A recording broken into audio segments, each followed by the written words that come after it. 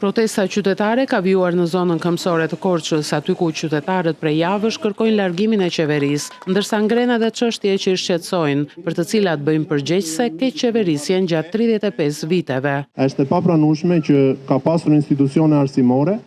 që kanë nxjerrë breza mësuesësh që kanë qenë me mesatare thuajse 5 dhe ata po edukojnë në brezin e ri. Dhe ndoshta e gjitha kjo është pjesë e një agjende që ne jemi sa më pak të arsimuar, që të mund të na sundojnë më gjatë edhe më rëndshëm. Ne jemi kundra kësaj, ne jemi për një arsim sa më cilësor,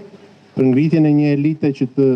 japë vrull Shqipërisë, ta nxjerrë në dritë. Ne sot tu kemi dalë që të gjitha ata që janë larguar në emër të tish popullimit që ka bërë regjimi 35 vjeçar, të mundohemi që të ardhmen e tyre dhe tonën ta ndërtojmë së bashku këtu. Gjithashtu, protestojmë sot edhe për mungesën e parqeve që mungojnë fëmijëve tanë, parqe cilat ne kanë premtuar, mbas edhe prokuruar, por që mund të jeni lehtë dhe as pak në realitet. Protestojmë gjithashtu edhe për një të ardhme të cilën ne na e kanë marrë në dorë